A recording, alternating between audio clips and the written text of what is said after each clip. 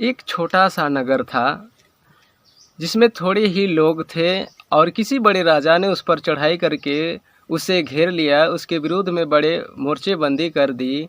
परंतु उसमें एक दरिद्र बुद्धिमान पुरुष पाया गया और उसने उस नगर को अपनी बुद्धि के द्वारा बचाया, तो भी किसी ने उस दरिद्र पुरुष का स्मरण ना रखा।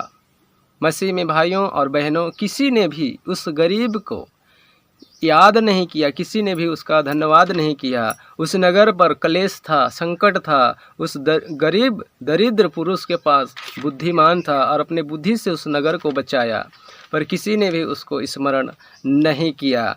तब परमेश्वर ने कहा, इसमें लिखा है, तब मैंने कहा, यदि दरिद्र की बुद्धि तुझ समझी जाती है और उसका वचन कोई नहीं सुनता, तो भी पराक्रम से बुद्धि उत्तम है, तो भी पराक्रम से, घमंड से बुद्धि उत्तम है। आपकी सोना चांदी से बुद्धि उत्तम है। और वचन में लिखा है, बुद्धिमान के वचन जो धीमे धीमे कहे जाते हैं, वे मूर्खों के बीच प्रभुता करने वालों को चिल्ला चिल्ला के कहने से अधिक सुने जाते हैं। बुद्धिमान पादरी बुद्धिमान, प्रचारक बुद्धिमान, प्रोफिट, कई हजारों लाखों प्रोफिट हैं, आज उन्हें बुद्धिमान समझते हैं। वे हैं ही क्योंकि परमेश्वर ने उन्हें बनाया है, सिखाया, अपने पवित्र आत्मा से भरा है। लेकिन कोई गरीब बुद्धिमान के वचन को कोई नहीं सुनता, तो परमेश्वर कहता है कि चिल्ला चिल्ला के कहने से गरीब दरिद्र बुद्धिमान के वचन को अधिक सुने जाते हैं। मसीह में मेरे भाइयों और बहनों, आज इस वीडियो को लाइक कीजिए और वीडियो अच्छा लगे तो शेयर कीजिए, और चैनल में पहली बार हैं तो बेल आइकॉन के घंटी को जरूर प्रेस कीजिए। आगे आप संदेश सुनने में व्यस्त हो जाएंगे, आप भूल जाएंगे। आज आपके बीच में मत्ती रचित सुसमाचार पहला अध्याय 11 से 17 वचन तक लेकर के आया हूँ। उसमें मैंने कहा था, पिछले वीडियो एपिसोड नंबर 1 मत्ती अध्याय 1 का मैंने वीडियो डाल चुका हूँ, उसमें आप जा कर के देख सकते हैं। मैंने बताया था कि इसमें गुलामी का कारण है। 11 से 17 वचन तक गुलामी का वचन है। मत्ती रचित सुसमाचार पहला अध्याय 9 और 10 में लिखा है कि उजियाह से योताम उत्पन्न हुआ, योताम से आहाज उत्पन्न हुआ, और आहाज से हिजकिया उत्पन्न हुआ, और हिजकिया से मनीष उत्पन्न हुआ, और मनीष से आमोस उत्पन्न हुआ, आमोस से योशिय्याह उत्पन्न हुआ। और बंदी होकर बेबीलोन जाने के समय में होशिय्याह से अकुनिया और उसके भाई उत्पन्न हुए। दूसरा राजा 25 अध्याय वचन 38 में, अंत में योताम अपने मूल पुरुष दाऊद के संग सो गया और उसे दाऊद के नगर में मिट्टी दिया गया, और उसके स्थान में आहाज राज्य करने लगा। और हिजकिया अपने मूल पुरुष के संग सो गया, उसे भी अपने पुरखाओं के संग में मिट्टी दिया गया, और उसके स्थान पर मनीष राज्य करने लगा। और इस प्रकार से परमेश्वर ने, जब मिस्र के राजा फिरौन के पास यहूदी 450 वर्ष के गुलामी में थे, तो परमेश्वर ने मूसा के अगुवाई से उन्हें छुड़ाया।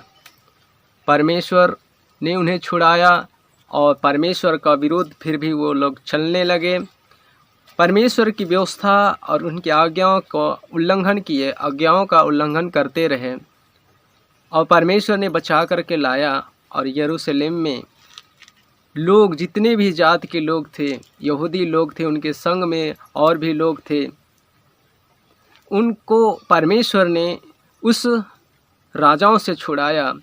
फिर भी परमेश्वर से ये लोग बलवा ही बलवा करते आए, और इस प्रकार से लोग बेबीलोन की गुलामी में जाते हैं। मैंने पहले बताया था कि फिरौन का राजा 450 वर्ष की गुलामी में यहूदियों को रखा था, और बेबीलोन का राजा यहूदियों को 70 वर्ष के गुलामी में रखा था।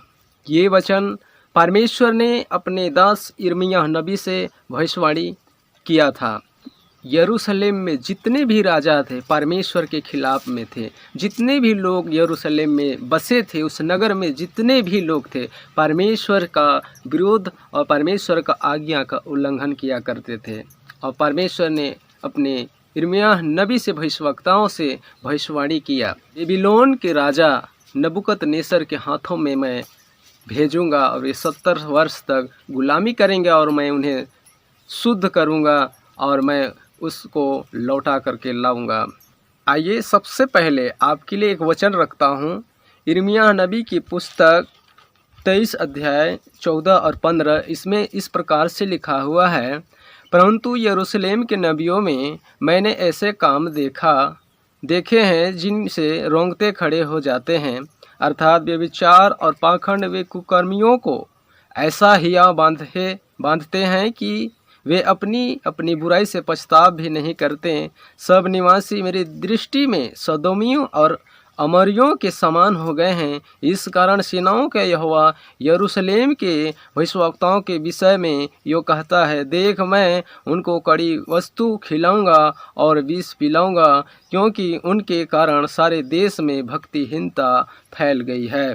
भाइयों और बहनों, परमेश्वर का वचन यिर्मयाह की पुस्तक 23 अध्याय में परमेश्वर कहता है, परमेश्वर के दास यिर्मयाह ने भविष्यवाणी में यहाँ पर लिखा है कि यरूशलेम में जितने भी नबी थे, जितने भी उस नगर में लोग थे, मैं आगे बताऊंगा कि कौन कौन से जाति थे। यरूशलेम में सिर्फ यहूदी लोग ही नहीं थे, और भी जाति थे। मैं आपके पास में मैं वचन को रखूंगा कि यरूशलेम में बहुत से नबी थे। वो लोग व्यभिचार करते थे, पाखंड काम करते थे, और वो लोग परमेश्वर से पछतावा भी नहीं करते थे, माफ़ी भी नहीं मांगते थे। परमेश्वर की तरफ अपना मन को निछावर नहीं करते थे। वे लोग अपने मन मुताबिक, अपने शारीरिक और अपने चाहत से वो लोग अपना जीवन बिताते थे, परमेश्वर के खिलाफ में थे, और इसीलिए परमेश्वर क्रोध होता है। और मैंने यरूशलेम के सभी नबियों को मैंने देखा, वे लोग पछतावा नहीं करते हैं। जितने भी यरूशलेम शहर में हैं, सब के सब बिगड़ गए हैं, और इसलिए परमेश्वर कहता है कि मैं उन्हें कड़ी वस्तु खिलाऊंगा, विष पिलाऊंगा और मैं उसे मार डालूंगा। मसीह में भाइयों और बहनों, यिर्मयाह 25 अध्याय 11 और 12 वचन में लिखा है, सारी जातियां का यह देश उजाड़ ही उजाड़ होगा, और ये सब जातियां 70 वर्ष तक बेबीलोन के राजा के अधीन रहेंगे। जब 70 वर्ष बीत चुके, तब मैं बेबीलोन के राजा और उस जाति के लोगों और सब कसदियों के देश के सब निवासियों को अधर्म का दंड दूंगा। यहोवा की यही वाणी है, और उस देश को सदा के लिए उजाड़ दूंगा।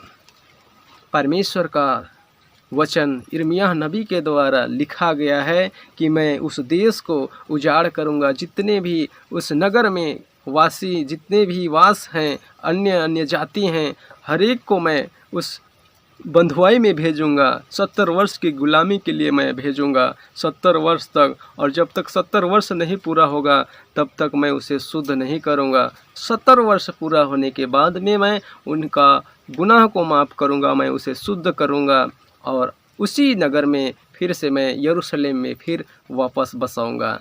परमेश्वर ने इस वचन के अनुसार आज हम देखने पाते हैं मत्ती रचित सुसमाचार 11 से हम 17 वचन तक। परमेश्वर का वचन यिर्मयाह की पुस्तक 27 अध्याय 20 से 22 वचन में लिखा है, जिन्हें बेबीलोन का राजा नबूकदनेस्सर उस समय न ले गया था जब वह यहोयाकीन के पुत्र यहूदा के राजा अकोन्याह को और यहूदा यरूशलेम से के सब कुलीनों को बंदी बनाकर यरूशलेम से बेबीलोन को ले गया था। जो पात्र यहोवा के भवन में और यहूदा के राजा के भवन में और यरूशलेम में रह गए हैं, उनके विषय में इज़राइल का परमेश्वर सेनाओं का यहोवा यूँ कहता है कि वे बेबीलोन में पहुँचाए जाएंगे, और जब तक मैं उनकी शुद्धि न लूँ तब तक वहीं रहेंगे, और तब मैं उन्हें लाकर उस स्थान में फिर रखूँगा। यहोवा की यही वाणी है। परमेश्वर का दास सुलेमान ने जिस मंदिर को बनवाया था, उस मंदिर से कई पात्र, कई सोना चांदी मंदिर में, परमेश्वर के यहोवा के भवन में सुलेमान ने जो पात्र रखा था, परमेश्वर ने उस बेबीलोन के राजा के हाथों में नबियों के कारण उनका विनाश हुआ, उस नगर का विनाश हुआ। यरूशलेम का मंदिर सुलेमान ने बनवाया था, उसका तहस नहस किया गया। कई लोगों को मारा गया, काटा गया और कई लोगों को बंधुआई में पहुंचाया गया। क्या जवान, क्या बुजुर्ग, क्या पक्के बाल वाले, हर एक को, किसी को भी नबूकदनेस्सर ने नहीं छोड़ा। मसीह में भाइयों और बहनों, परमेश्वर का क्रोध, जितना हम प्रेम का धनी है, दया का धनी है, ये बोलते रहते हैं, लेकिन परमेश्वर क्रोध करने वाला और भस्म करने वाला भी आग है। आज हमें उससे डरना है कि उसका सूप उसके हाथ में है। हर एक को उनके कामों के अनुसार उसके पास, उसके हाथों में हमें देने के लिए, आपको देने के लिए उसके हाथ में प्रतिफल है। अच्छे अच्छे दाने को अपने पास रखेगा, पर भूसी को आग में जलाएगा। परमेश्वर एक ज्वाला, आग और तलवार में परमेश्वर है। देर से क्रोध करता है, पर उससे हमें, उसके क्रोध से हमें डरना है। मसीह में भाइयों, उन यरूशलेम के नबियों में से हमें नहीं होना है कि उनके गंदे काम, व्यभिचार, पाखंड सब कुछ करते थे और परमेश्वर से पछतावा भी नहीं करते थे। परमेश्वर ने क्रोधित हुआ। परमेश्वर क्रोधित होकर के यिर्मयाह नबी के द्वारा भविष्यवाणी किया कि मैं इस नगर को तहस नहस करूँगा, उजाड़ ही उजाड़ कर दूँगा और 70 वर्ष के गुलामी के लिए मैं बेबीलोन के राजा नबूकदनेस्सर के हाथों में भेजूँगा। यिर्मयाह 29 अध्याय 10 और 11 वचन में लिखा है, यहोवा यूँ कहता है, बेबीलोन के 70 वर्ष पूरे होने पर मैं तुम्हारी शुद्धि लूँगा और अपना यह मन भावना वचन कि मैं तुम्हें उस स्थान में लौटा ले आऊँगा पूरा करूँगा। क्योंकि यहोवा की यही वाणी है कि जो कल्पनाएं मैं तुम्हारे विषय में करता हूँ, उन्हें मैं जानता हूँ, वे हानि की नहीं वरन कुशल की है, और अंत में तुम्हारी आशा पूरी करूँगा। मसीह में मेरे भाइयों और बहनों, परमेश्वर अंत में उनके आशा को पूरा करेगा। उन्हें बेबीलोन के गुलामी में 70 वर्ष गुलामी करेंगे और परमेश्वर उन्हें शुद्धि लेगा और अंत में उनका आशा पूरी करेगा। और वचन में कहता है कि तुम मुझे ढूंढोगे, तुम मुझसे प्रार्थना करोगे और पाओगे और संपूर्ण मन से मेरे पास आओगे। परमेश्वर के पास आज हमें संपूर्ण मन से आना है, परमेश्वर का आराधना करना है, परमेश्वर का वचन को पढ़ना है, परमेश्वर का सुसमाचार का प्रचार करना है। दो विचारों से नहीं, एक मन से। इलिय्याह ने कहा था, यदि परमेश्वर के हो तो परमेश्वर की ओर आओ, यदि बाल के हो तो बाल की तरफ जाओ। आज हमें ना कि बाल की तरफ होना है, ना संसार की तरफ होना है, ना अपने शरीर की इच्छाओं की तरफ होना है, अपने लालसाओं और अपनी इच्छाओं को मारना है, कूटना है। जैसे पौलुस कहता है, जितने भी शरीर की इच्छाएं हैं, अपने बदन को मारता हूँ, कूटता हूँ और अपने आप को परमेश्वर के वचन के अनुसार मैं वश में अपने आप को करता हूँ। आज हमें भी परमेश्वर के वचन के अनुसार अपने आप को परमेश्वर के वश में ही रखना है। हमें उस वचन के अनुसार हमें चलना है, ताकि हमें अंत के दिनों में जो जीवन का मुकुट दिया जाएगा, हम उस निशाने की ओर भागा भागा हम उसके पास पहुंच जाएं और वो जीवन का मुकुट हम पाएं, जो आनंद काल का मुकुट होगा। और हमारे जीवन में कभी आँख से आंसू बहेगा, न कभी हम मृत्यु को देखेंगे। और उस नगर में, उस देश में, उस स्वर्ग के राज्य में न कभी चांद होगा, न कभी सूरज होगा, उजाला ही उजाला होगा। हमें उस देश को देगा, हमें उस स्वर्ग राज्य में हमें प्रवेश होना है। मसीह में मेरे भाइयों और बहनों, दूसरा इतिहास 36 अध्याय वचन 16 में लिखा है, परंतु वे परमेश्वर के दूतों को ठट्ठों में उड़ाते, उसके वचनों को तुच्छ जानते और उनके नबियों की हंसी करते थे। अतः यहोवा अपनी प्रजा पर ऐसा झुंझला उठा कि बचने का कोई उपाय न रहा, बचने का कोई उपाय नहीं रहा। नबियों से, स्वर्गदूतों को लोग ठट्ठों में उड़ाते थे, उसके वचन को हंसी में उड़ाते थे और उसका वचन को कोई नहीं मानता था। परमेश्वर का बातों को कोई अपने जीवन में अमल नहीं किया। उसे बेकार और निकारा समझा। परमेश्वर का वचन जो जीवित वचन है, जो मेरे मुख से निकला है, मनुष्य केवल रोटी से नहीं, जो मेरे मुंह से निकला है, वो हर एक व्यक्ति इस वचन को खाएगा, अनंत काल के लिए जीवित रहेगा। मनुष्य केवल रोटी से नहीं, मेरे वचन से जीवित रहेगा। उस स्वर्गदूत के वचनों को, नबियों के दूत को, नबियों के वचनों को, नबियों के वचन को लोग सुनना नहीं चाहते थे, उनके मजाक करते थे। और वचन 19 में लिखा है, कसदियों ने परमेश्वर का भवन फूंक दिया और यरूशलेम की शहरपनाह को तोड़ डाला और आग लगाकर उसके सब भवनों को जलाया और उसमें का सारा बहुमूल्य सामान नष्ट कर दिया। जो तलवार से बच गए उन्हें वह बेबीलोन को ले गया और फारस के राज्य के प्रबल होने तक वे उसके और उसके बेटे पोतों के अधीन रहे। वचन 21 में लिखा है, यह सब इसलिए हुआ कि यहोवा का जो वचन यिर्मयाह के मुख से निकला था वह पूरा हो। 70 वर्ष पूरा होने के बाद में यहूदियों को विश्राम मिला। परमेश्वर ने उन्हें छुड़ाया। परमेश्वर के भवन को आग लगा दिया गया। उसकी जितने भी शहर पनाह था, जितने भी बेबीलोन में फारस के राजा, वहाँ के जितने भी पात्र था सुलेमान ने रखा था, सबको तोड़ा गया, फोड़ा गया और मंदिर को आग लगाकर फूंक दिया गया। और कई लोगों को उसी जगह पर मारा गया, तलवार से काटा गया। और जितने लोग बच गए उसे बेबीलोन की गुलामी में नबूकदनेस्सर ने चढ़ाई किया और बंदी बनाकर और बेड़िया पहना करके उन्हें अपने नगर में, अपने बेबीलोन के नगर में ले गया। आगे वचन, आखिरी वचन में आपके लिए पढ़ूंगा। दूसरा राजा 24 अध्याय 15 से 17 तक। फिर वह पूरे यरूशलेम को अर्थात सब हाकिमों और सब धनवानों को जो मिलकर 10,000 थे और सब कारीगरों और लोहारों को बंदी बनाकर ले गया, यहाँ तक कि साधारण लोगों में से कंगालों को छोड़ और कोई न रह गया। वह यहोयाकीन को बेबीलोन में ले गया और उसकी माता और स्त्रियों और खोजों और देश के बड़े लोगों को वह बंदी बनाकर यरूशलेम से बेबीलोन को ले गया। सब धनवान जो 7,000 थे और कारीगर और लोहार जो मिलकर 1,000 थे और वे सब वीर और युद्ध के योग्य थे, उन्होंने बेबीलोन का राजा बंदी बनाकर बेबीलोन को ले गया। बेबीलोन के राजा ने उसके स्थान पर उसके चाचा मत्तन्याह को राजा नियुक्त किया और उसका नाम बदलकर सिदकिय्याह रखा। मैंने पिछले वीडियो में कहा था, अकोनिय्याह का पुत्र बेबीलोन की गुलामी जाते समय अकोनिय्याह का पुत्र जिसका नाम मत्तन्याह था और उसका नाम को बदलकर सिदकिय्याह रखा गया। ये वही पुत्र है जिसका नाम सिदकिय्याह है।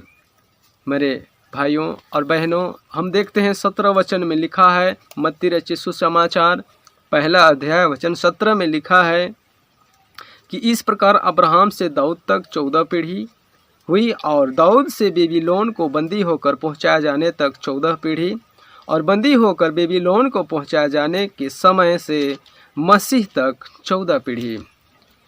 इस प्रकार से 450 वर्ष की गुलामी से परमेश्वर ने मूसा के अगुवाई से छुड़ाया और बेबीलोन में परमेश्वर ने 70 वर्ष के गुलामी में अपने प्रजा को भेजा था और 70 वर्ष बीतने के बाद परमेश्वर उससे सुधि लेता है और छुड़ाता है।